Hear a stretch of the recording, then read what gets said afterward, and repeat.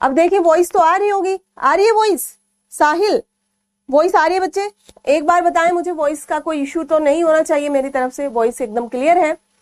यहाँ पर मैंने कहा कि महाभोज में हम लोग आज पात्र नियोजन यानी कि इसके कैरेक्टर स्केच क्या क्या है, कैरेक्टरिस्टिक्स कैरेक्टर्स कौन कौन से हैं इसमें, और दूसरी बात कि इसकी भाषा शैली यानी कि इसकी जो स्टाइल है, इसकी जो लैंग्वेज है वो कैसी है। तो अगर मैं महाभोज की बात करती हूँ तो महाभोज उपन्यास एक चरित्र यानी पात्र आधारित उपन्यास तो नहीं कहा जा सकता है, पात्र आधारित उपन्यास इसको नहीं कहा जा सकता है। महाभोज एक चरित्र प्रधान उपन्यास नहीं है, चरित्र प्रधान उपन्यास नहीं है, यानी कि ये एक कैरेक्टर प्रधान उपन्यास है नहीं है, परंतु इसके अंतर्गत लेखिका ने प्रयास किया है, इसके अंतर्गत लेखिका मन्नू भंडारी जी, लेखिका मन्नू भंडारी ने यह प्रयास किया है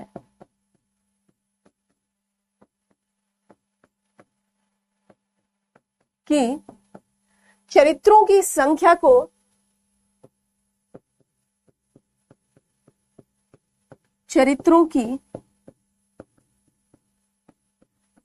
को न तो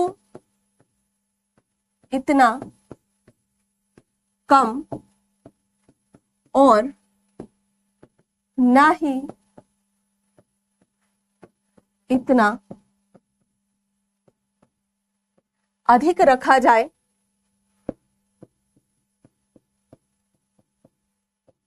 जिससे एक असंतुलन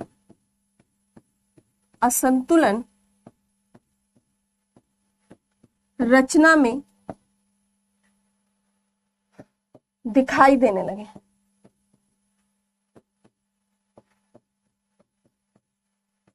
अतः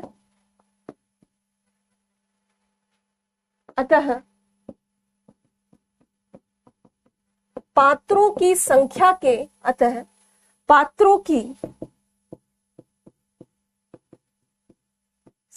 के आधार पर महाभोज उपन्यास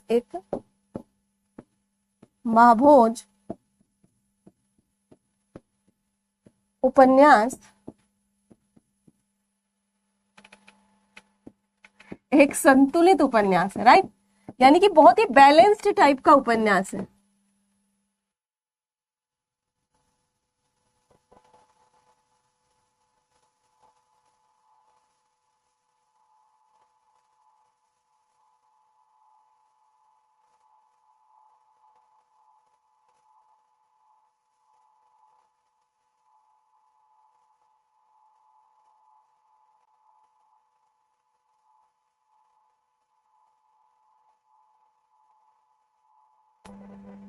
महाभोज उपन्यास एक संतुलित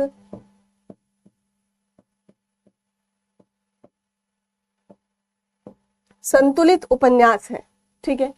महाभोज पात्र योजना और भाषा शैली के आधार पर यहाँ पर आप कह सकते हैं कि भाई ये उपन्यास, ये नेहा जी आज कमेंट नहीं दिख रहे हैं, दिख रहे हैं बच्चे दिख रहे हैं, क्यों नहीं दिख रहे हैं? आप सभी को बहुत रक्षाबंधन की बहुत सारी शुभकामनाएं, ढेर सारी, राइट। और कल आज क्योंकि मैं तो आज आई हूँ, है ना, हमारे यहाँ तो कल है, तो कल आप दिव्या पढ़ना बैठ करके, कल देखते हैं जूम सेशन कर लेंगे या फिर जैसे भी। संजय जी हेलो, और आप सभी ने महाभोज को अच्छे से एंजॉय करा होगा। इसके क्वेश्चन आंसर हम संडे को ले लेंगे, राइट, इसके क्वेश्चन आंसर हम संडे को ले लेंगे टाइप्ड फॉर्म में। और कल जो मैंने आपको नोट्स दिखाया था महाभोज वाला सुपर नोट्स, उसको भी तैयार करा के मैं कल, क्योंकि ऑफ करूंगी तो रक्षाबंधन के बाद जितना समय मुझे मिलेगा उसके बाद हम इसको यहाँ पर चीजों को शॉर्ट आउट कर लेंगे, ठीक है जी। चलें करें, कमेंट दिख रहे हैं बच्चे, कमेंट दिख रहे हैं, ठीक है, फटाफट से इसे करें आप।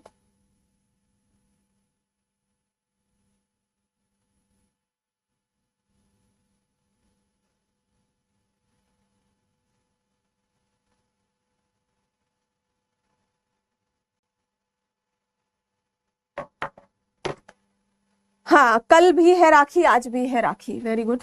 चले, कर लिया ये सारी चीजें? हाँ जी, कर ली ये सारी चीजें, बढ़िया।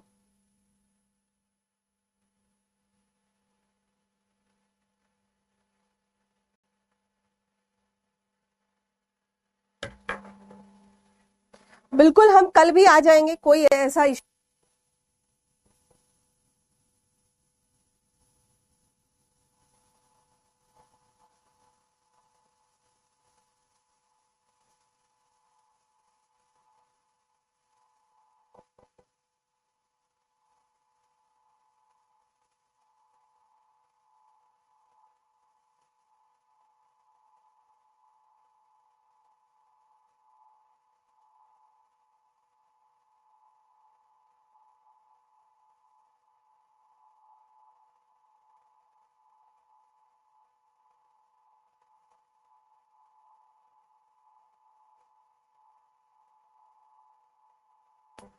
हाँ जी, तो यहां पर है, मैंने आपको बताया कि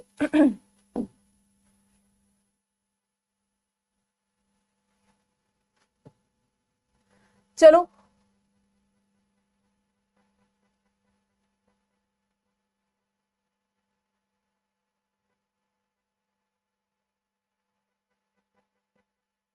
लिखे कि महाभोज उपन्यास, महाभोज उपन्यास में चरित्रों का समुचित प्रयोग होने, समुचित प्रयोग होने के पीछे कारण यह भी है, कारण यह भी है कि लेखिका लगभग सभी चरित्रों को एक विशेष पहचान के द्वारा, एक विशेष पहचान के द्वारा संदर्भित कराना चाहती थी। ठीक है, यहां पर कुछ चरित्रों को कुछ विशेष स्थान दिया है और कुछ चरित्रों को कुछ थोड़ा सा, जैसे कि आप देखेंगे दा साहब, सक्सेना, बिंदा, इन सबको थोड़ा सा ज्यादा। आप देखेंगे जो गणेशी है ना, गणेशी कौन है बताएगा कोई? गणेशी को बहुत ही हल्का है ना, ठीक है, रुकमा। तो इस उपन्यास में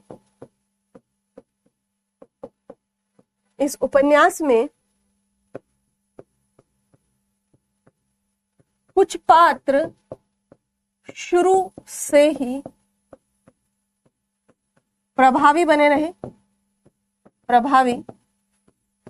रहे तथा उनको बार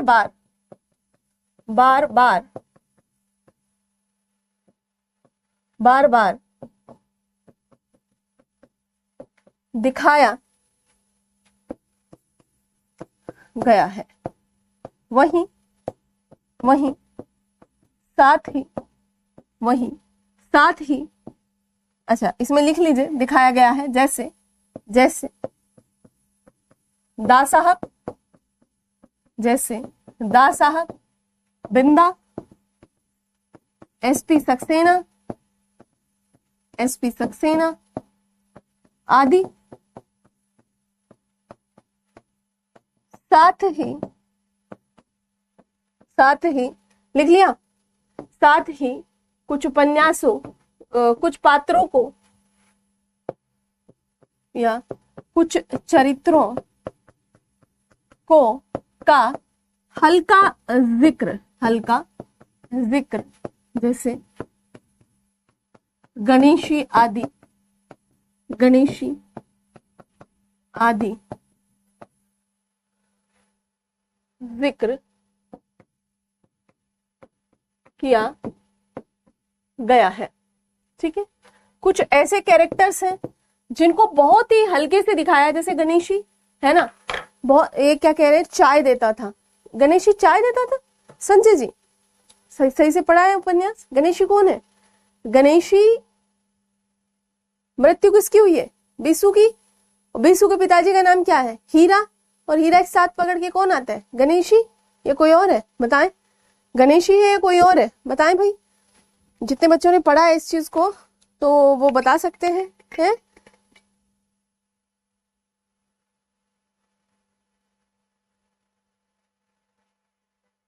ठीक है, बताएं कौन है गणेशी।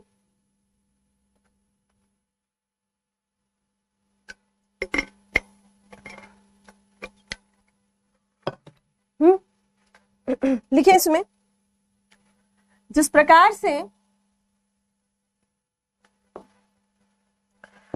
जिस अनुपात में पात्रों का महत्व, पात्रों या चरित्रों का महत्व है, उसे अनुपात में उनका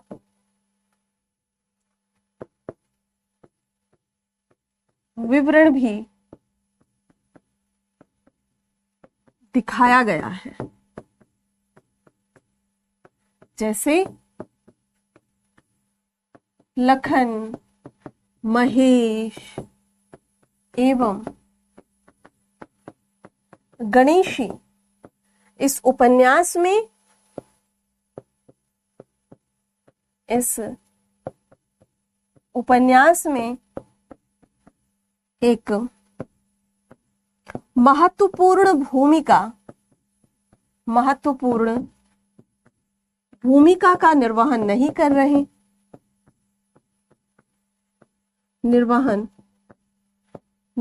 रहे हैं। अतः उनके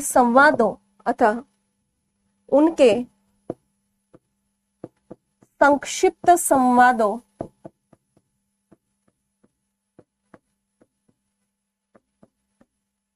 के माध्यम से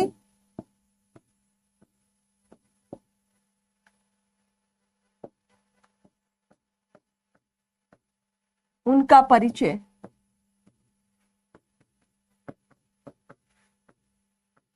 दिया गया है। लेखिका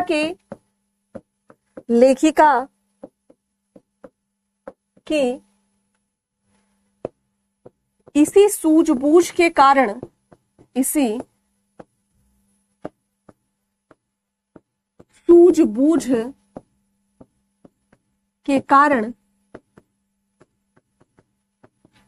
पात्रों के मामले में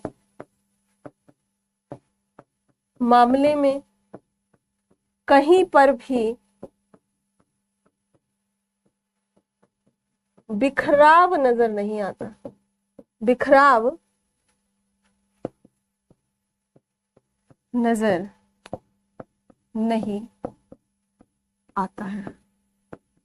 ठीक है, जो लेखिका है, हाँ जी, विक्रम भी है हमारे पास में, और एमएल पटेल जी भी आ गए हैं, नेहा भी है, और जी गणेशी ही है हीरा के साथ, बिल्कुल, और संजय जी तो है ही। जी बहुत शुक्रिया आपका, आप रक्षाबंधन वाले दिन भी जो है अपनी पढ़ाई के प्रति इतना ज्यादा डेडिकेटेड है, इट्स रियली गुड। यहाँ पर आपने क्या देखा, क्योंकि पात्रों को ऐसे भर नहीं लिया है कचरे के जैसा, और यही एक लेखक या लेखिका की जो अंडरस्टैंडिंग होती है, जो उनकी अपनी सूझबूझ होती है। भाई लेखक या लेखिका कोई भी है, एक बहुत ही सुलझे हुए व्यक्ति होते हैं जो अपने पात्रों को एक स्पेशल गैप देकर चलते हैं, और इस स्पेशल जो गैप है, इस गैप को ऐसे मेंटेन किया जाता है ताकि जो अन्य चीजें हैं उनको बहुत ज्यादा हावी ना किया जा सके। ठीक है जी, गोदान के सुपर नोट्स थोड़े दिन में मिलेंगे, पहले महाभोज के मिल जाएंगे आपको। अगर मैंने कल ऑफ किया या जैसे भी देखती हूँ थोड़ा सा, क्योंकि उसमें मुझे कुछ चीजें एड ऑन करनी है, राइट, तो कल तक मिल जाएंगे, कल या फिर परसों तो डेफिनेटली मिल जाएंगे, राइट। और जैसे जैसे हमारी ये चीजें कवर होती जाएंगी, दिव्या के कोशिश करूंगी साथ में ही दे दूं, और गोदान के भी अगले हफ्ते तक आपको डिलीवर हो जाएंगी जैसे, राइट। चलिए, सरिता जी भी हैं, बहुत बढ़िया। हाँ जी, तो यहाँ पर मेरे कहने का तात्पर्य है कि अगर हम पात्रों का नियोजन कुछ इस प्रकार से करें, जैसे आप मैला आंचल जब पढ़ेंगे तब आपको वहां पर चीजें समझ में आएंगी कि ज्यादा पात्र होने से दिमाग में, हालांकि मैला आंचल के जो फणीश्वर नाथ रेणु जी हैं उन्होंने बहुत अच्छे से संयोजन किया है उनका और बहुत अच्छे से उस चीज को कवर करते हुए लेकर के चले हैं, राइट।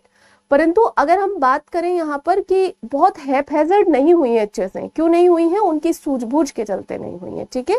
तो सूझबूझ यही होती है किसी भी लेखक या लेखिका की कि वो बहुत ही बेहतर तरीके से उनको लेकर के चल रहे हैं। संजय जी आज कर दूंगी रात को, ठीक है, अगर नहीं गई तो, है ना। चलिए, तो यही इनकी एक अच्छी बात रही कि इन्होंने सभी को अवसर दिया है और जैसा जिसका किरदार, जैसे फॉर एग्जाम्पल हम बात करें संजय की, सॉरी हम बात करें महेश की, तो Mahesh is a research scholar only, और वो गांव में क्या करने आया है जी। हाँ, अब मैं एक भी छुट्टी नहीं करूंगी, ठीक है ठीक है। तो यहाँ पर क्या है, गांव में रिसर्च करने आया और कह रहा है कि मैं समाज पर रिसर्च कर रहा हूँ, अनुसंधान कर रहा हूँ, ठीक है, और अनुसंधान कर रहा हूं पर मुझे कोई मतलब नहीं है, लोग मरे जिए जो होए, है ना। तो भाई तुम कैसे आदमी हो, है ना। अगर हम महेश के बारे में कहें कैसे आदमी है, तो महेश को क्यों स्थान दिया जाए ज्यादा, समझ रहे। गणेशी कौन है? हीरा का भाई है, वो हीरा को पकड़कर लेकर आया है। वो क्या करके आया है? हीरा को पकड़ करके लेके आया है।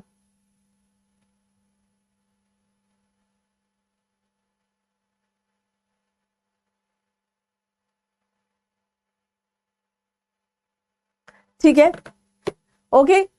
तो यहाँ पर क्या है कि ऐसा कोई बिखराव, ऐसा कोई डिस्ट्रैक्शन समझ में नहीं आता है, ठीक है। ऐसा कोई लगता नहीं है कि कोई ऐसा डिस्ट्रैक्शन हो रहा है, राइट।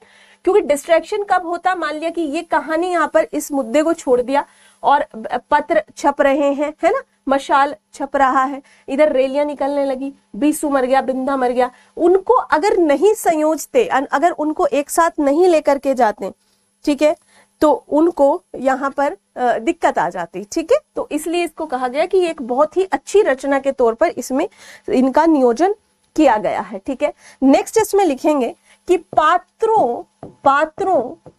को अच्छे एवं बुरे, अच्छे ऐसे लिखे, महाभोज में लेखिका ने महाभोज में चरित्रों का नियोजन करते समय इस बात पर विशेष ध्यान दिया है, इस बात पर विशेष ध्यान दिया है कि पात्र केवल अच्छे एवं केवल बुरे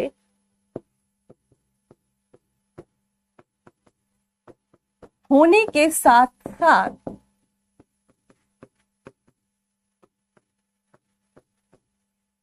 अच्छे व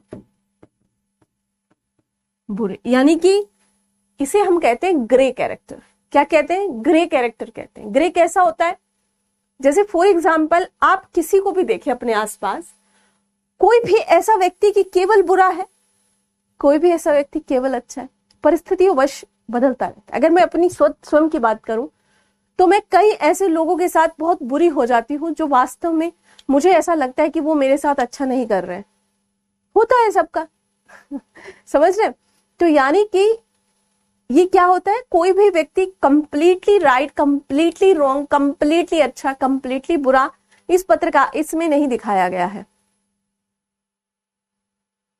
भले ही दास साहब के विचारों में वो चीज है, व्यवहार में नहीं है, पर है तो।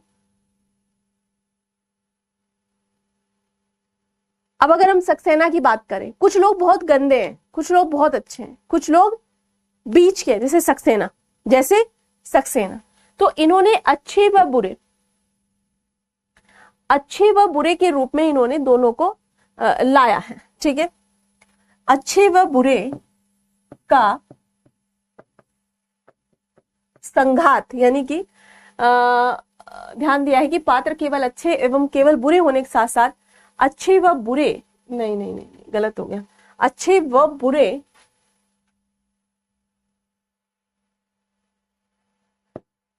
न हो अपितु अच्छे व बुरे का संघात, यानी कि आप कह सकते हैं जोड़, है ना, आप कह सकते हैं एक प्रकार से मिक्सचर, है ना, मिक्सचर, अच्छे व बुरे का मिक्सचर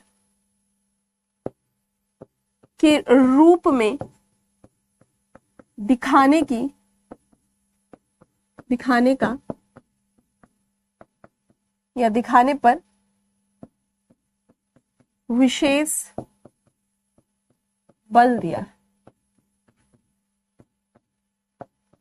और ये जो विशेष बल दिया है इन्होंने, हम अगर इसे किसी एक पात्र के माध्यम से देखते हुए चले तो SP Saxena is the best.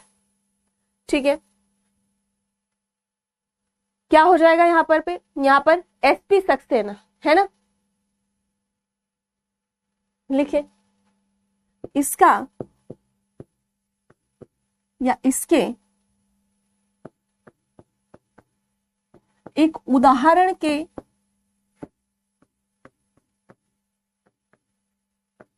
तौर पर एसपी सक्सेना को देखा जा सकता है, देखा जा सकता है। देखो, अगर हम उन्हें, उनके दोस्त का क्या नाम था, जल्दी से बताओ, दोस्त का क्या नाम था सक्सेना, जिनको मरने के लिए छोड़ा है, जल्दी बताओ, जिनके अंदर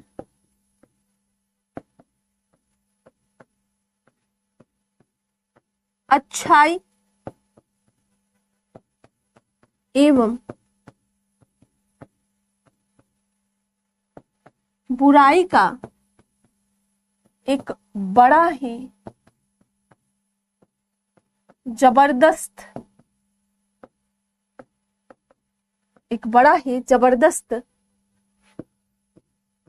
संघर्ष चल रहा है।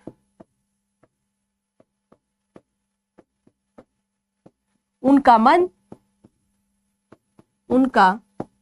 मन उस संघर्षशील अवस्था में, उस संघर्षशील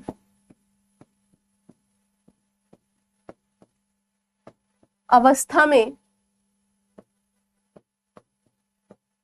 जूझ रहा है। यानी कि बताइए नाम क्या था उनके दोस्त का, नाम बताएं। कह रहे दिनेश। अब मुझे एक बात बताओ, जो हमारे सक्सेना साहब हैं, ये अच्छे व्यक्ति हैं कि बुरे व्यक्ति हैं? आप मुझे बताओ कि ये अच्छे व्यक्ति हैं या बुरे व्यक्ति हैं, कैसे व्यक्ति हैं हमारे सक्सेना जी?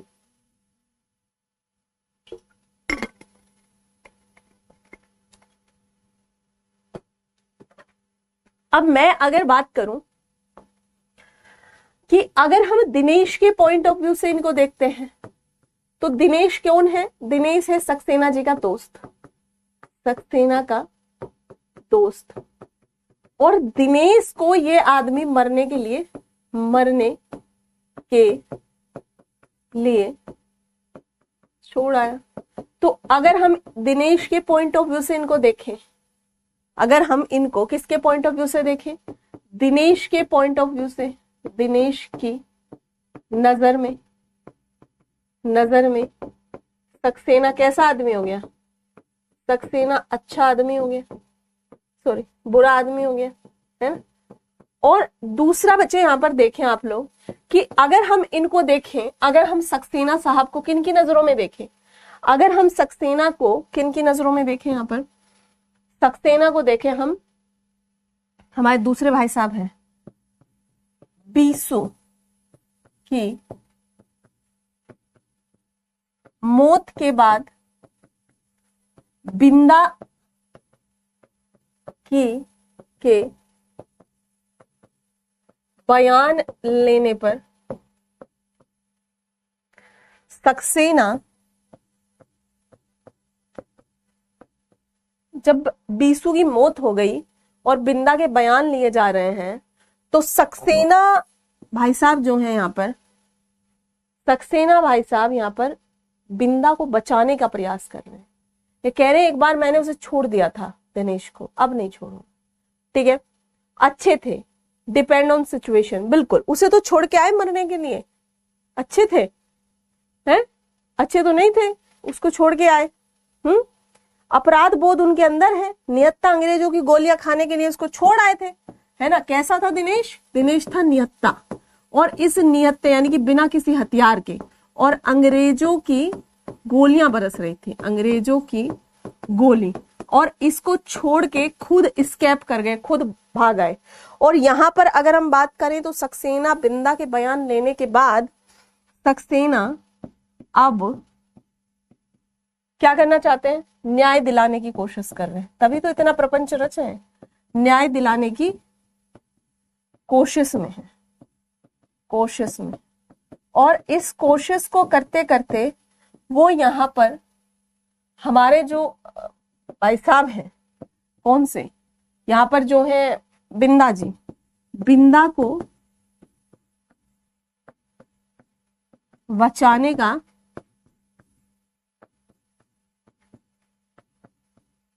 प्रयास कर रहे हैं। तो यहां पर क्या है, यहां पर जो हमने देखी, यहां पर दो स्थितियों का वर्णन हमने देखा, दो स्थितियों का वर्णन किया गया है। कौन कौन सी स्थितियां हैं? एक बिंदा की स्थिति और दूसरी दिनेश की।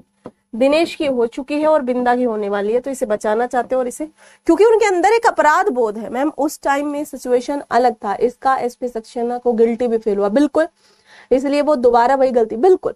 बट आप भी सोचो, कई बार हम भी ना चाहते हुए, फॉर एग्जाम्पल आपको अगर देखा जाए, बताया जाए कि भाई कहीं पर कोई आगजनी हो रही है, कुछ है, आपके दोस्त या कोई, तो सबसे पहले इंसान ना अपने आप को बचाने की कोशिश करता है कि नहीं करता है वो, और उसके वो ये सोचता है कि मैं पहले बच जाऊं, बाद में देख लेंगे।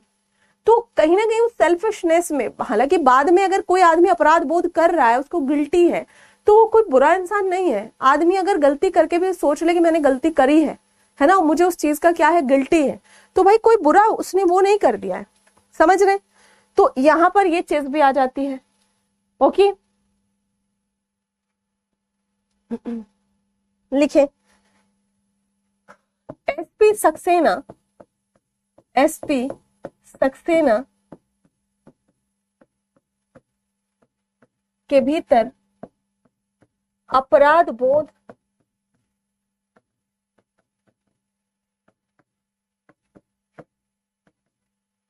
को लेकर अंतः संघर्ष छिड़ा हुआ है, छिड़ा हुआ है। एवं उपन्यास के अंतिम अंश में, उपन्यास के अंतिम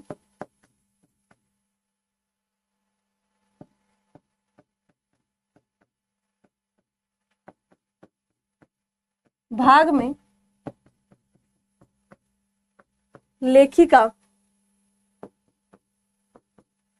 वर्णन करती है, उस मनोस्थिति का वर्णन एक्चुअली लेखिका कर रही है, जो अब यहां पर उनके ऊपर बीत रही है, गुजर रही है। ठीक है, लिखे इसमें,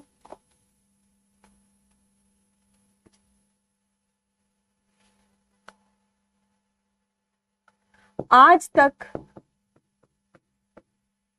वे भीतरी उबाल, यानी कि जो अंदर उबल रहा है, भीतरी उबाल एवं बाहरी दबाव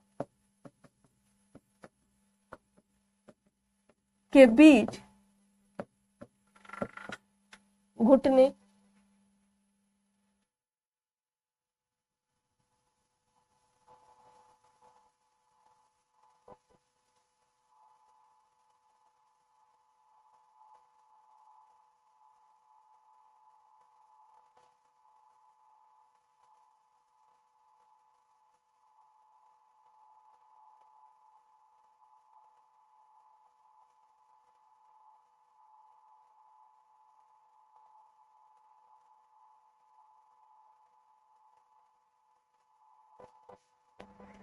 भीतरी दबाव के बीच घुटने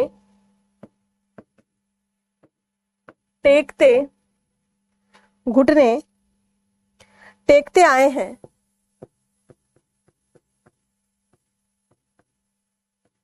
हर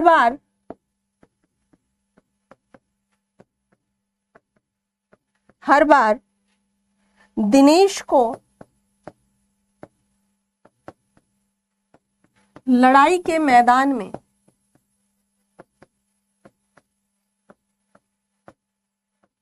ले तो जरूर गए,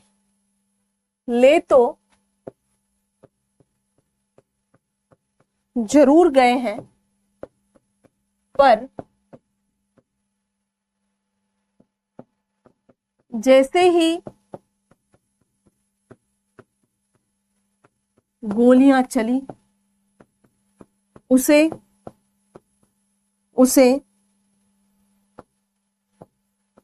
वहीं छोड़कर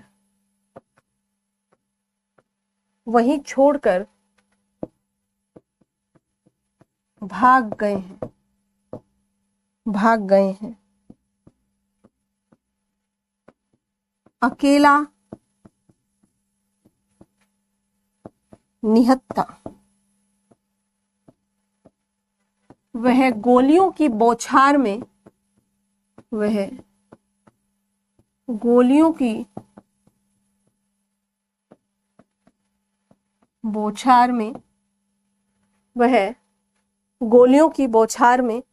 लिखे क्या हो गया, खून से लथपथ हुए पड़ा रहा।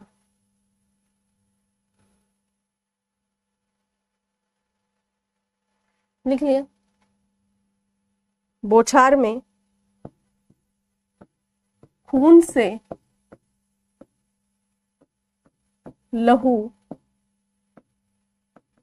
लुहान होता रहा और मैं खुद असहाय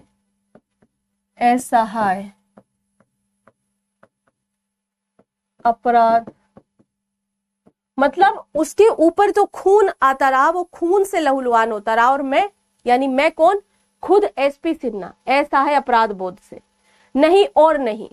अब तो वे चाहे तो भी शायद ऐसा नहीं कर सकते, ठीक है, नहीं यानी कि नहीं, अब चिल्ला उठे एकदम से, नहीं अब और नहीं, क्योंकि ये खुद के अपराध बोध से निकल नहीं पाया दिनेश के। अब अगर बिंदा के साथ भी ऐसा होगा तो ये ऐसा बिल्कुल भी नहीं होने देंगे, ये बिल्कुल भी यहां पर ऐसा नहीं होने देंगे। अब तो यदि वे भी चाहें तो भी ऐसा नहीं होने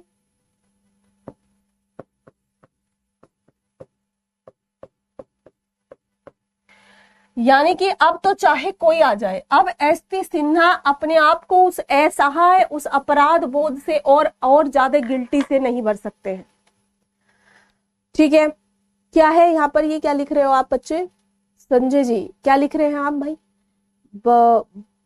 बाउचर, समझ नहीं आया, थोड़ा सा बताएं। हाँ जी, तो मैंने क्या कहा यहाँ पर कि जब दिनेश एक सिंबल है, दिनेश क्या है, एक सिंबल है। दिनेश को गोलियों से भूना जाता रहा और हमारे एसपी सिन्हा उनके बहुत अच्छे दोस्त थे, मित्र थे। एसपी सिन्हा के पास में कोई चारा नहीं था कि दिनेश को बचाया जा सके, मतलब चारा तो बहुत था कि दिनेश को बचाया जा सके, पर एसपी सिन्हा ने नहीं बचाया, बचाना ही नहीं चाहा। दिनेश बिल्कुल अकेला था, दिनेश बिल्कुल निहत्था था और उन पर गोलियां अंग्रेजों की बरसती रही और एसपी सिन्हा चुपके से निकल के खुद की जान बचा करके भाग आए। तो ये अच्छे व्यक्ति हैं, तभी तो मन में ग्लानि है, तभी तो मन में आत्म अपराध बोध है। किसी बुरे व्यक्ति के मन में अपराध बोध नहीं होता है, उसे तो ठीक है, लग गई गोलियां, लग गई, मर गए, ठीक है। तो यहां पर इस अपराध बोध को ठीक है, इस अपराध बोध को लिखें।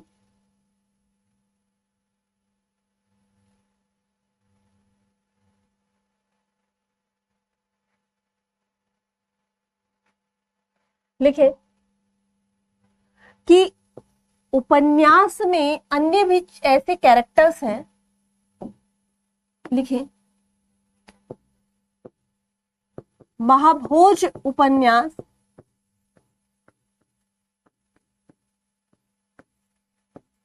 में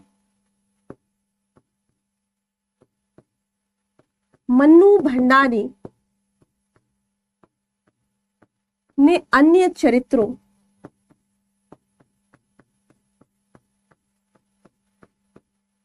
जैसे सुकुल बाबू, डीआईजी सिन्हा, ठीक है, इनके भी आंतरिक संघर्ष को दिखाया है, बहुत हल्का सा, है ना।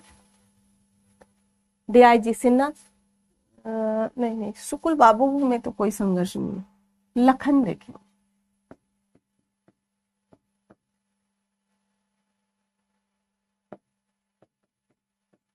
लोचन सिंह में दिखाया है, लोचन में, ठीक है, लिख लें।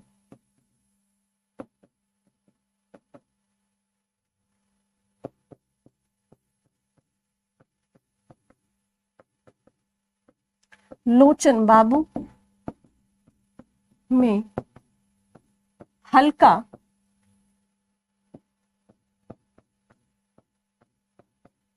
आंतरिक संघर्ष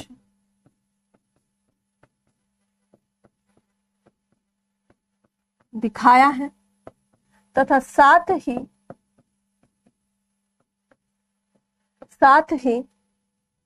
उपन्यास के मुख्य पात्रों दा साहब, सुकुल बाबू,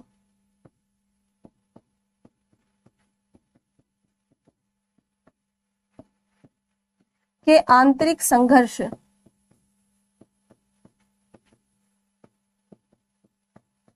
से को दिखाने से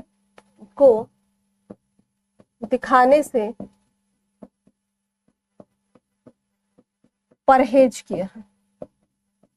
दिखाने से परहेज किया है। क्यों किया है परहेज? से परहेज किया है क्योंकि यदि इनके संघर्ष को दिखाया जाता, यदि इनके संघर्ष को, यदि ये भी मंथन करते कि हम गलत कर रहे हैं सही कर रहे हैं, तो फिर जो एक नंगी सच्चाई है राजनीति की, खुली सच्चाई है राजनीति की, लोकतंत्र पर जो विरोधाभास आ रहा है, जो यहाँ पर एक क्रिटिसिज्म चल रहा है, उसको कैसे दिखाते? तो यहाँ पर एक नेचुरल फिनोमिनन को लेके आए हैं हमारी लेखिका, ठीक है जी। तो संघर्ष, यदि इनके संघर्ष को उपन्यास में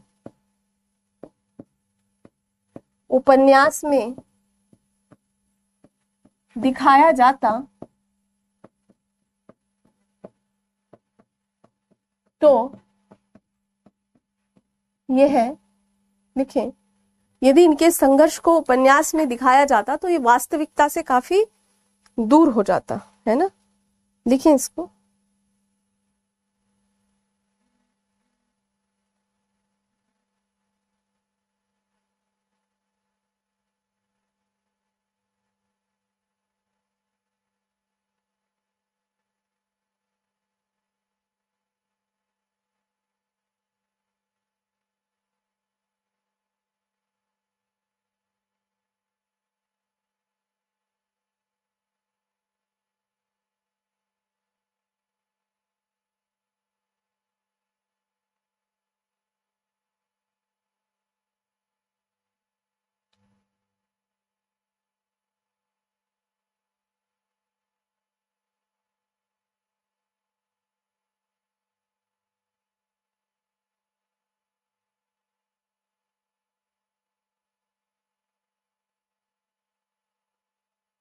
डन।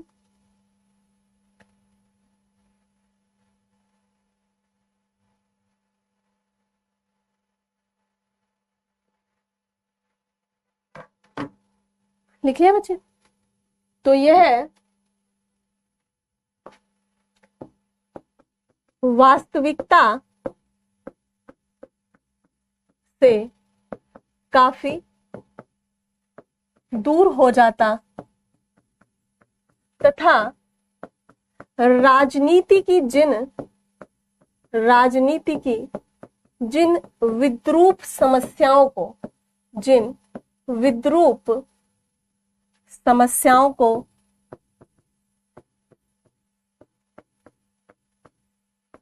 लेखिका मन्नू भंडारी दिखाना चाहती थी, शायद फिर न दिखा पाती। ठीक है, इसलिए उन पात्रों के अंदर कोई आत्मिक संघर्ष लेखिका ने हमारी नहीं दिखाया। भाई अगर ये सब दिखाती तो फिर तो बात नहीं बन पाती। ठीक है, ये यहां पर दिखाई ना देता फिर। ठीक है जी, ये चीजें समझ में आई। ठीक है, लिखिए आगे। महाभोज उपन्यास का लिखें।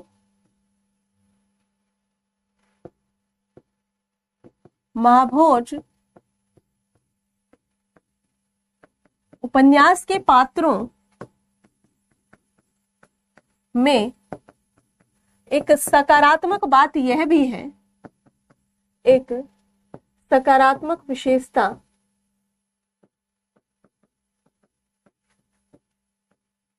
यह भी है कि ये पात्र बड़े स्वतंत्र दिखाए हैं लेखिका ने। ठीक है, कि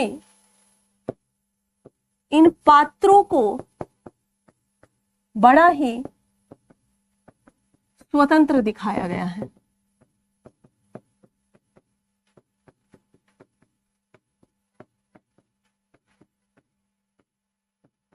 किसी भी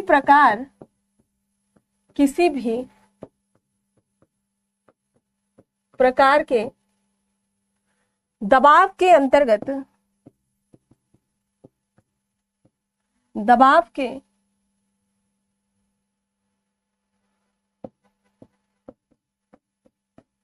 द्वारा इनको दबाया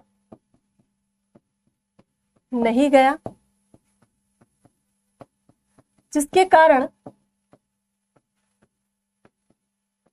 सभी पात्र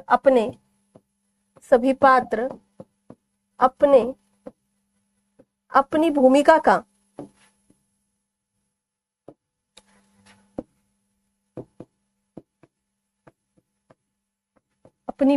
का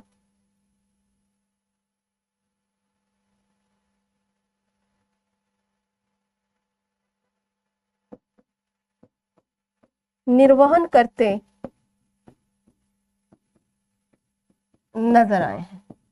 यानी कि कई बार क्या होता है, लेखक इतना ज्यादा हावी हो जाता है, राइटर इतना ज्यादा हावी हो जाता है अपने पात्रों पर कि उन्हें दबा देता है, उनसे जो कहलवान चाहता है वो, मतलब it's a kind of puppet, है ना। यानी कि कठपुतली सी बना लेता है अपने हाथों की। वो नहीं होना चाहिए, वो एक अच्छे लेखक या लेखिका की पहचान नहीं होती है।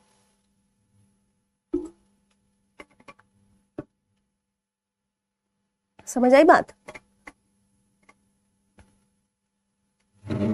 चलो लिख लिया, आगे लिखिए। महाभोज उपन्यास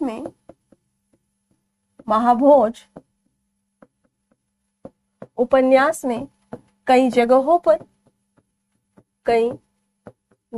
पर एक पात्र दूसरे पात्र की विशेषताओं का वर्णन करते हुए नजर आया है। आप बताना मुझे कि किसकी विशेषताएं हैं और किसने किसके लिए कहा। ठीक है, चलिए यह है जो औरत है ना साहब,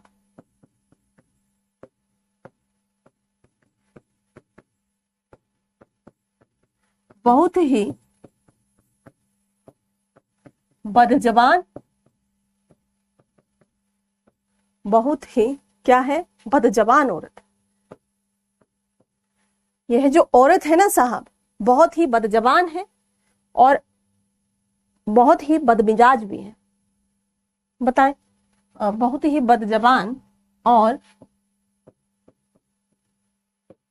बदमिजाज है, बदमिजाज है। इसे हर कोई इसे हर कोई बर्दाश्त नहीं कर सकता। ठीक है, यानी कि इस औरत को, बदतमीज औरत को हर एक व्यक्ति जो है बर्दाश्त नहीं कर सकता। कौन किसके लिए कह रहा है बताएं? विद्रूप कहा जाता है एक तरीके की नेगेटिविटी को, एक तरीके की मतलब आप कह सकते हैं कि जो चीजें गलत हो रही हैं। ठीक है, जो चीजें क्या हो रही हैं, गलत हो रही हैं। यहां पर बताएं इसका क्या हो जाएगा?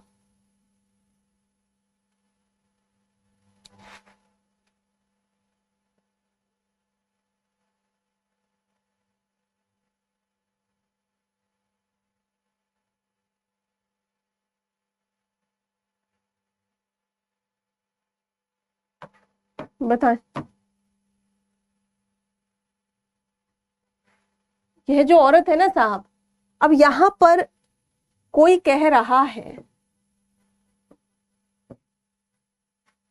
यह जो औरत किसके बारे में हो रहा है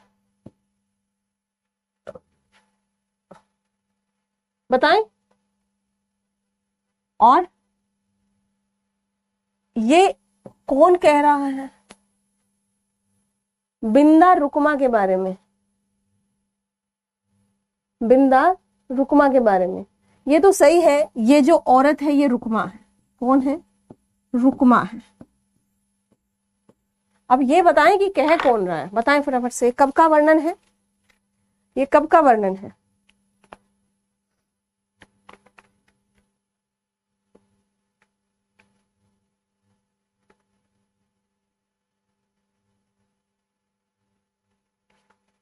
बताइए।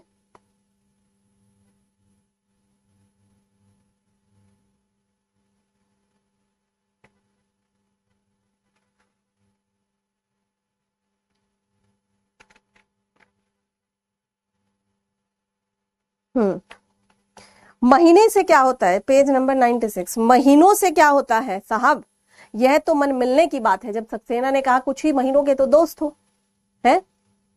महीनों से क्या होता है साहब? ये तो मन मिलने की बात है। हमको तो खरा आदमी मिल जाए तो हम तो एक दिन में उसके गुलाम हो जाएं। किसके विषय में कह रहे हैं? बीसू के, बिंदा। देखने को जो मिलता कहाँ है आजकल खरा आदमी साहब? यहाँ तो सब एक नंबर के बेवकूफ हो गए। थानेदार नहीं कह रहा है संजय, ठीक है। फिर रुकमा की ओर देखकर बोला, ये जो औरत है ना साहब, ये कौन बोला? बिंदा बोला। ये जो औरत है ना साहब बेहद बदजबान और बदमिजाज है। कोई आदमी बर्दाश्त नहीं कर सकता ऐसी औरत को, पर मैं करता हूं। बर्दाश्त ही नहीं करता, उसका आदर भी करता हूं। बाहर से भीतर तक कुंदन की तरह खरी है। बीसू की असली चेली है, पर कैसी सहम गई है बीसू की मौत के बाद। कौन कह रहा है यहाँ पर? यहाँ पर एसपी सक्सेना के सामने रुकमा के बारे में बिंदा कह रहा है। यानी कि बिंदा एक कैरेक्टर है और रुकमा एक कैरेक्टर है। तो या तो लेखक बोले इसके बारे में, पर यहाँ पर ये कैरेक्टर इस कैरेक्टर के बारे में कुछ बातें कह रहा है। ठीक है, आगे देखो। इन सब बातों में मेरी खास दिलचस्पी नहीं है। सक्सेना की बात को दूसरी ओर मोड़ते हुए पूछा, उस दिन जब तुम्हारे यहां से आया था तो क्या क्या बातें करी थी? वह दुखी था, परेशान था, किसी से झगड़ा, किसी से कोई कहा सुनी हुई थी? मुझसे झगड़ा किया था। किसने कहा? मुझसे झगड़ा किया था। किसने? बीसू ने, बिंदा ने कहा। तुमसे किस बात पर? ललाट पर बहुत सारी सलवटें उभर आई थी सक्सेना के। एक बार को डाउट तो इसके ऊपर भी था ना कि तेरी बीवी के साथ उसका कोई दिक्कत था, है ना। यहाँ पर दिल्ली चलने के लिए जब से आगजनी के प्रमाण जुटाए थे वह पागलों की तरह पड़ा हुआ था मेरे पीछे कि दिल्ली चलो दिल्ली चलो। मैं कहता था अब कुछ नहीं होने का। जब सरकार ही सारी बातों को दाब ढक रही है तो मेरे तेरे दौड़ने से क्या होगा भाई। जैसे यहाँ की सरकार वैसी दिल्ली की सरकार, हमने तो सबको देख लिया साहब। वह एक शराबी सरकार थी, यहाँ एक पिशाबी सरकार। ससुरे सब एक से एक। बिंदा, सक्सेना ने अनर्गल प्रलाप पर अंकुश लगाया। वापस लाइन पर आते हुए बिंदा बोला, कहा ना साहब सब उसकी एक ही धुन थी। उसको जब तक असली मुजरिम को नहीं पकड़वा दूंगा तब तक चैन से नहीं सो सकूंगा। बिंदा पर किसी ने ऐसा सुलाया उसे साहब कि अब वो चाहकर भी नहीं उठ पाएगा। एक गहरी निश्वास छोड़कर बोला, वह तो गया साहब पर उसने अपनी सारी बेचैनी मुझे दे दी। अब जब तक मुजरिम को न पकड़वा दूं, उसकी आखिरी इच्छा को पूरा न कर दूं, मैं चैन से न सो पाऊंगा। कौन कह रहा है? बिंदा कह रहा है। पहली बार स्वर भीग गया बिंदा का। क्या प्रमाण जुटाए थे उसने? सक्सेना, अगर ऐसे प्रमाण है तो पुलिस को दो, वह नए सिरे से मामले को ... नहीं, कुछ नहीं करेगी आपकी पुलिस। बिंदा, करना होता तो पहले की कर ली होती। कैसी बातें करते हो? बिना प्रमाण के कैसे क्या कर सकती है पुलिस? क्यों? कानून के हाथ तो बहुत लंबे होते हैं। बिंदा, केवल गरीबों को पकड़ने के लिए लंबे होते हैं क्या? कानून के लिए गरीब और अमीर कुछ नहीं होता। एसपी सक्सेना ने डपटते हुए कहा। झूठ बात है यह सर, सरासर झूठ। एकदम चीख पड़ा बिंदा। उसकी आंखों के डोरों में सुर्खी उभर आई। बिंब, सीने पर हाथ रखकर पूछिए कि आपकी इस बात में कितनी सच्चाई है साहब। इस प्रश्न से भीतर ही भीतर असहज यानी अनकंफर्टेबल हो गए थे मिस्टर सक्सेना, पर मन का भाव चेहरे पर नहीं आने दिया सक्सेना। निहायत अफसरी लिहाज में बस इतना कहा, बीसू के मामले में तुम मुझे कोई ऐसे प्रमाण दे सकते हो जो हमें आगे बढ़ने में मदद करे? बिंदा एकटक सक्सेना के चेहरे को देखता रहा, मानो समझने का प्रयास कर रहा हो कि सक्सेना कह रहे हैं या वे केवल उनके शब्द मात्र हैं या उनका कोई अर्थ भी निकलता है। फिर धीरे से बोला, उस दिन शाम को 8 बजे पुत्तन की दुकान पर चाय पी थी बीसू ने। तो अभी कोई बता रहा था चाय बेचता है, चाय गणेशी नहीं बेचते हैं, गणेशी उसके चाचा ताऊ हैं। पुत्तन की दुकान पर चाय पी थी बीसू। कोई 2 लोग थे उसके साथ। पुत्तन कहता है उसने उन आदमियों को कभी इस गांव में नहीं देखा। कौन थे वो आदमी, कहां से आए थे, क्या करने आए थे? थानेदार ने बयान लिया है पुत्तन का। आप कहते हैं कि असलियत का पता? मत बोलो। एकदम बिंदा की बाह झकझोर के रुकमा ने रोने लगी। नहीं साहेब, इनको कुछ मालूम नहीं, ये तो उस दिन थे भी नहीं, बस आप इन्हें छोड़ दो। इन्हें किसी ने कुछ करा दिया तो मैं कहां। चुप कर, बुक्का मत फाड़। बात छुड़ाने की कोशिश करते हुए बिंदा ने फटकारा। नहीं करूंगी मैं चुप, मुझे बोलने दो। कुछ भी साहिब, हम पर रहम कर, हम पर रहम कर।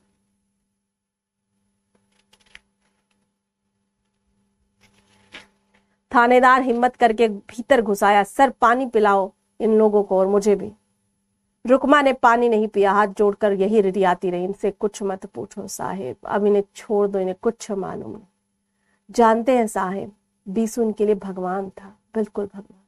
वह मरा है तो ऐसे रोई है जैसे जिंदा नहीं रहेगी। और बीसू की मौत के बारे में आज मुझे कोई सोचने नहीं दे रही है। रुकमा के आंसुओं ने जैसे बिंदा के सारे तैश और आवेश को धो दिया। बहुत ही कातर स्वर में बोला, ऐसा आतंक कहीं देखा नहीं होगा साहब आपने। लोगों के घर, जमीन, गाय, बैल, रेहन नहीं रखे हुए हैं जोरावर और सरपंच के यहाँ। उनकी आवाज और जबान तक बंधक बनी। सबको पता है आग किसने लगाई है। कोई चूं तक नहीं कर सकता। उसकी आवाज में आक्रोश घुलने लगा और कनपटी की नसें फड़कने लगी। गुस्से में वह कह उठा, मन करता है फावड़े लेकर 2 टुकड़े कर दूं जोरावर के, फिर चाहे फांसी ही क्यों न लटक जाऊं। मत बोलो ऐसी बात, भगवान के वास्ते मत बोलो, इन्हें जाने दो साहिब। और रुकमा सचमुच बिंदा की बाह खींच करके उसे दरवाजे की तरफ लाने लगे। किसने मारा था बीसू को? किसने मारा था बीसू को बताएं? आप जो उस दिन कह रहे थे कि ये तो गुत्थी सुलझी नहीं, तो सुलझी कि नहीं बताएं? गुत्थी सुलझी? लिखें आगे। महाभोज की भाषा शैली, महाभोज की भाषा शैली। लिखें।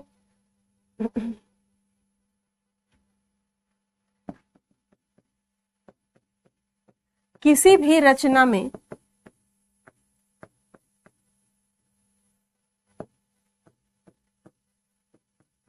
भाषा का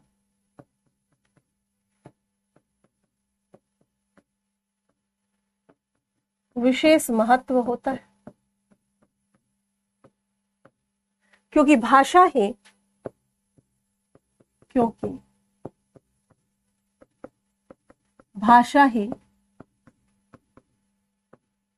पाठक व रचना के बीच एक सेतु का कार्य करती है। एक सेतु यानी पुल, जिससे जुड़े रहते हैं, सेतु का कार्य करती है। जोरावर ने करवाया था, बिल्कुल जोरावर ने करवाया था भाई।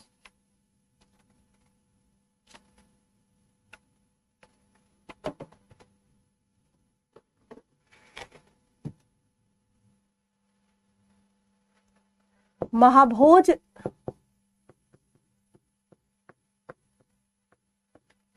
रचना जनजीवन के काफी करीब है, अतः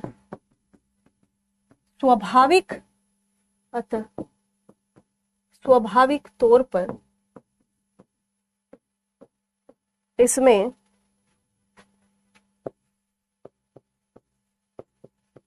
तत्सम तथा अंग्रेजी, देशी सभी शब्दों का इस्तेमाल किया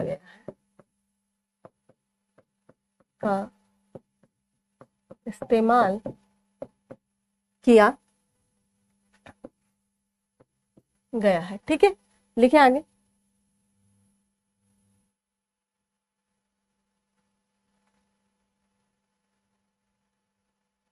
देखिए, इसमें इस उपन्यास की खास बात यह है, इस उपन्यास की खास बात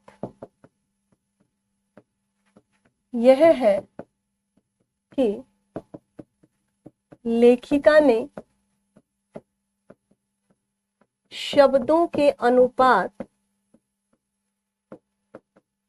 का एक खास ध्यान रखा है,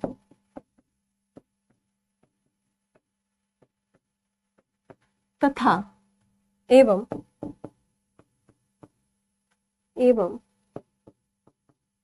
सामाजिक, भाई जो सोशल स्टेटस है दास साहब का, उसके अनुसार दास साहब अंग्रेजी बोलते हैं। महेश जिस पृष्ठभूमि से है, वो रिसर्चर है, अंग्रेजी बोलता है। हीरा बेचारा ग्रामीण है, ऊ दिन से सोए नहीं बबुआ, ग्रामीण बोलता है। सामाजिक आर्थिक पृष्ठभूमि अनुपात का एक खास ध्यान रखा है, उन सामाजिक आर्थिक पृष्ठभूमि का ध्यान रखते हुए भाषा को पात्रों के अनुसार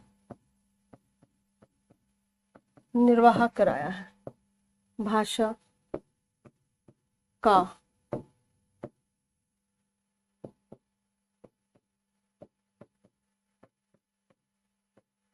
जैसे दा साहब, जैसे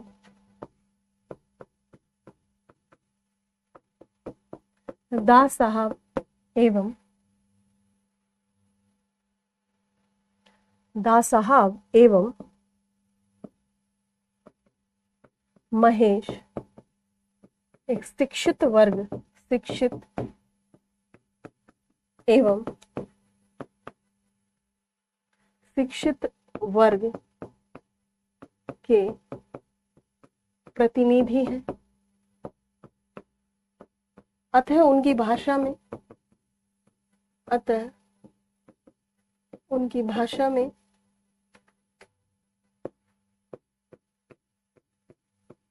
तत्समीपन तथा अंग्रेजीपन की अधिकता देखी गई। ठीक है भाई, लिखें, एक दो सेंटेंस लिख लें। This is a clear case of suicide. किसने कहा था? This is the clear case of suicide. This is the clear case of suicide. कौन कह रहे हैं? दासा। लिख लिया? हाँ जी। पटेल जी, नेहा, समझ आ रहा है? विक्रम,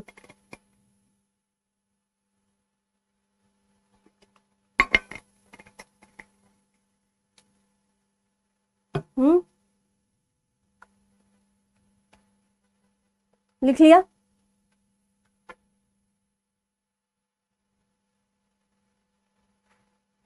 लिख लिया? आगे। He was not in his proper sense। ये कौन कह रहे हैं? कौन कह रहे हैं? किसके बारे में कह रहे हैं? प्रॉपर सेंस में नहीं था वो अपनी। महेश बाबू कह रहे हैं। अंग्रेजी भाषा किसके द्वारा? महेश बाबू के द्वारा। ठीक है, चलो। देवनागरी में लिखा है क्योंकि उसमें। ठीक है, ओके, चलो।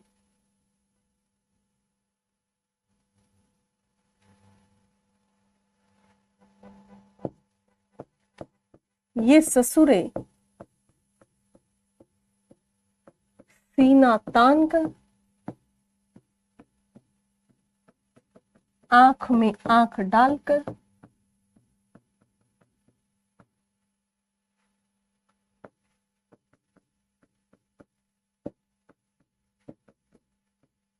बात करते हैं।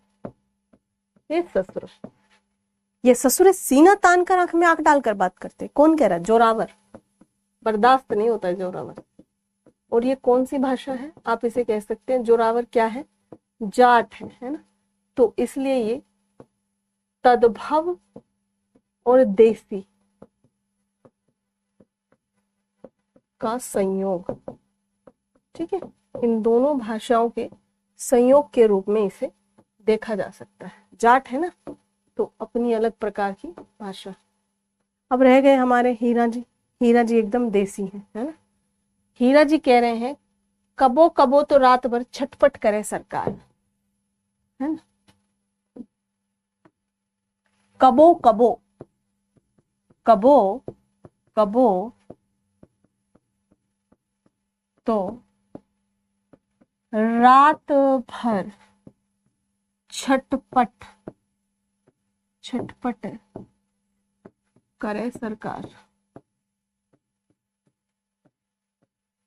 ग्रामीण भाषा, ग्रामीण भाषा कौन कर रहे हैं? हीरा। हीरा कौन है? बीसू के पिताजी,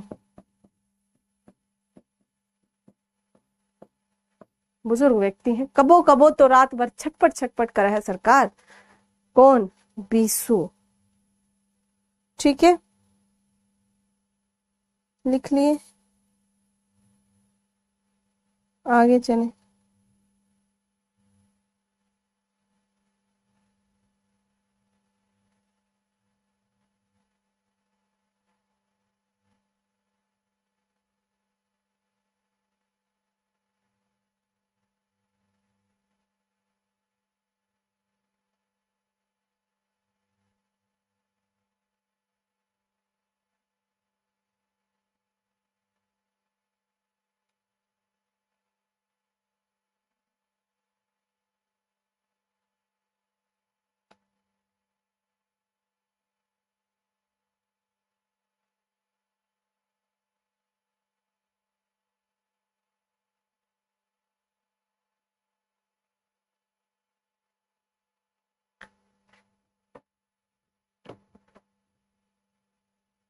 गुलाब जामुन बनाने नेहा हमें खिलाओगी कि नहीं खिलाओगी, ये बताओ।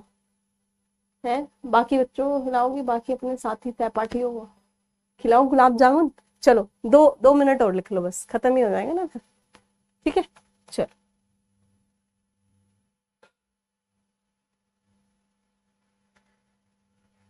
मन्नू भंडारी ने महाभोज उपन्यास में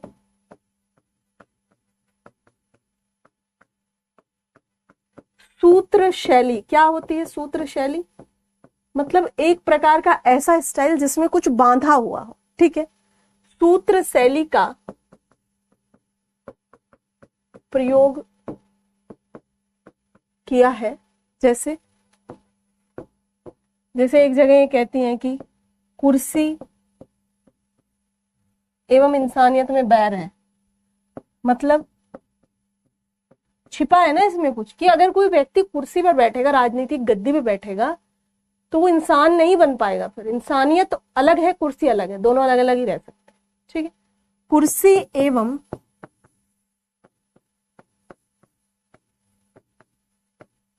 इंसानियत में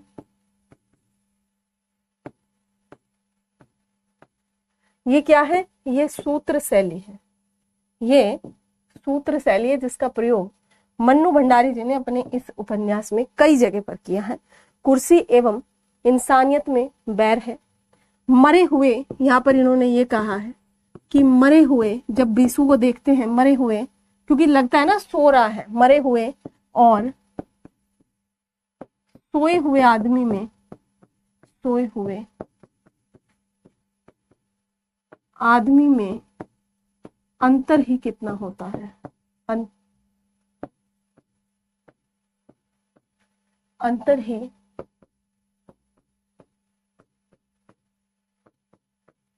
कितना होता है, बस एक सांस की डोर, है ना?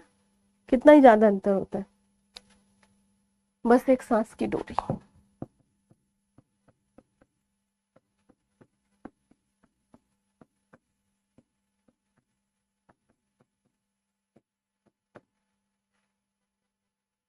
बस एक सांस की डोरी ही तो है, ठीक है, जो एक मरे हुए आदमी को एक जिंदा आदमी से अंतर करती है। उसमें है, उसमें नहीं।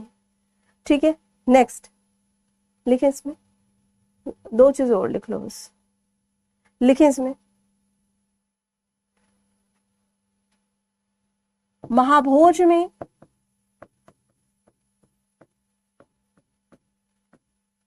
कई जगहों पर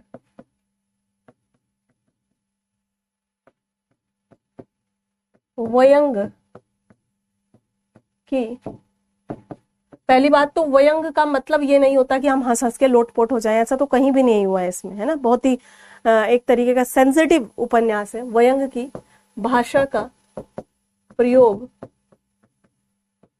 किया गया है, और व्यंग सरकास्टिकली है, जो सरकाजम जिसको कहा जाता है। व्यंग का आशय, व्यंग का आशय कभी भी हंसने गुदगुदाने वाला, सदैव हंसने गुदगुदाने वाला, सदैव हंसने गुदगुदाने वाला नहीं होता।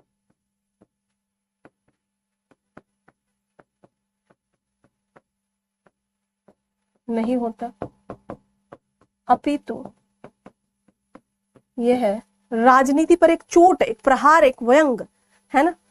क्या है ये यहाँ पर? तीखी चोट, तीखी चोट यह है स्थितियों पर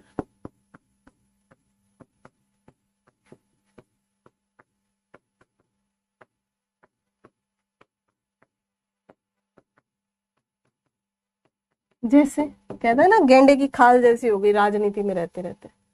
ठीक है, लेकिन लिखें इसमें, राजनीति में रहकर जिनकी खाल गेंडे की तरह हो गई हो, वे कटते नहीं इतनी आसानी से। राजनीति किसने कहा था बताना जरा? रहते हुए गेंडे की खाल बहुत टाइट होती है ना, जिनकी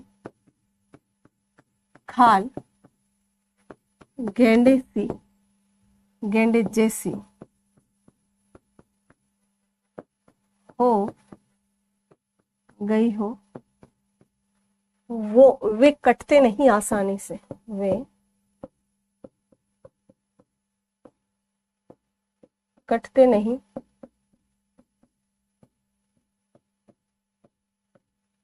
आसानी से। ठीक है भाई, लिख लिया, कटते नहीं आसानी से, है ना।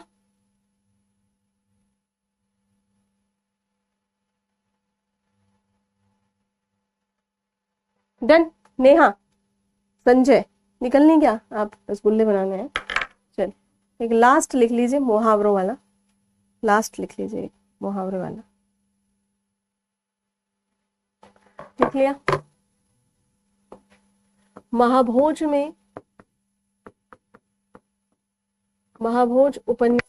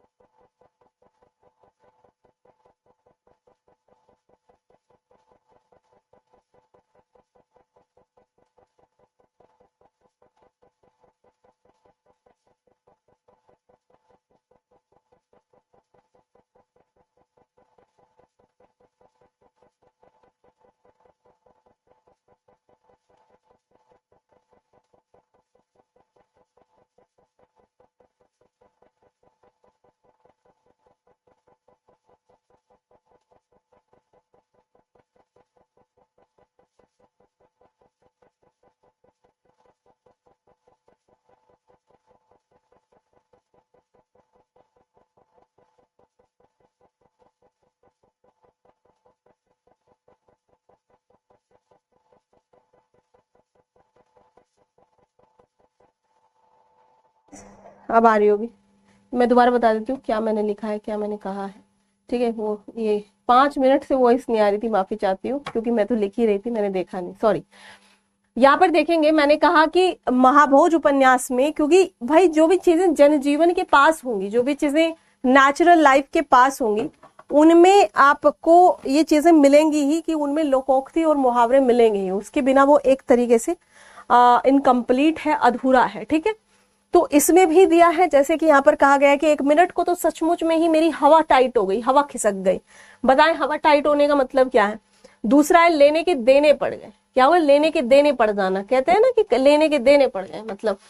दूसरा, पर बात को मैंने कोई तूल नहीं दिया, मतलब बहुत भाव नहीं दिया मैंने बात को। मारने वाले को शह दो और मरने वाले को हमदर्द, यानी कि जो मारा है किसी को, है ना, होते हैं ना बदतमीज तरीके के लोग, उनको शह दो, मतलब उनको साथ दो, बहुत बढ़िया करा। और जो मरा है, जिसको कोई दिक्कत हुई है, उसको उसको कहो कि अरे अरे अरे कैसे, मतलब हमदर्दी जताओ। तो दोनों हाथों में लड्डू आपके। पर ऐसा आदमी बहुत बदतमीज किस्म का होता है, जो किसी का नहीं होता है। ठीक है, तो ये क्या है? ये आपका आ जाता है मुहावरों के अंतर्गत। तो ये सारी की सारी चीजें इसमें दिखाई गई हैं। तो मेरे हिसाब से आपका महाभोज उपन्यास खत्म, समाप्त हुआ।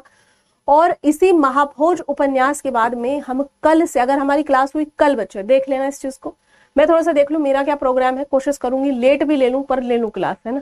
किसी और समय में आपकी क्लास ले लूं, पर ले लूं, मतलब 3 बजे भी ले लूं, है ना, पर ले लूं, यानी कि 5 बजे भी ले लूं तो ले लूं। मतलब मेरा मन ये है कि कल मैं आपकी क्लास ले लूं, भले लेट लूं, थोड़ा सा देख लेना कल के लिए।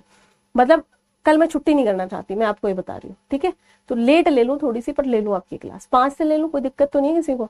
ठीक है भाई, तो यहाँ पर होता है, हाँ बिल्कुल, हवा टाइट हो जाना, हवा खिसक जाना है। मतलब मैं तो ऐसे जा रहा था रास्ते से, और रास्ते में ऐसी सनसनाहट हवा आई, और ऐसा लगा कि पत्ते से खटक रहे हैं, और ऐसा लगा कि कोई आ गया, हवा टाइट हो गई मेरी तो, है ना, हवा टाइट हो गई, लगा कि भूत आ गए। नहीं तो मतलब डर जाना एकदम से। तो देखते हैं कल 5-5 बजे अगर रखते हैं हम क्लास, मतलब मैं चाहती हूँ छुट्टी ना करें।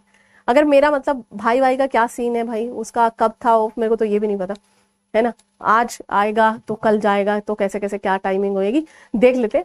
कल जो है हम 5 बजे ले लेंगे, भले रिकॉर्ड देखना आप, है ना, तो पर लेंगे जरूर। चलिए, तो इस ये चीजें आपको समझ आई होंगी। दिव्या लेके आए, दिव्या, दिव्या पढ़े भाई, दिव्या पढ़ना है हमें कल से। तो दिव्या को अपने लेके खरीदे, क्योंकि एकदम महाभवंडर टाइप के शब्द आने वाले हैं अब आपको। ठीक है, एकदम महाभोकाली टाइप के।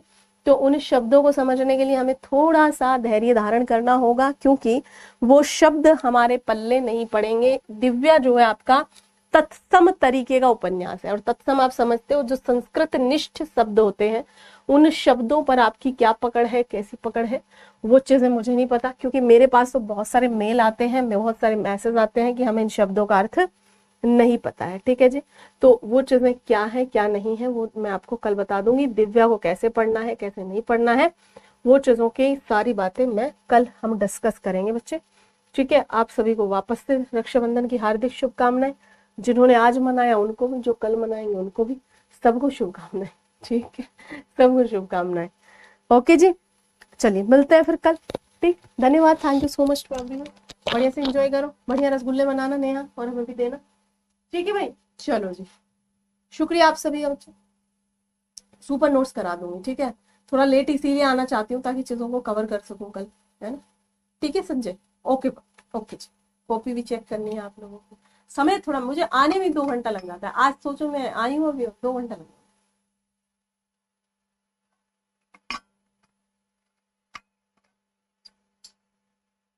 चलिए शुक्रिया, थैंक यू सो मच।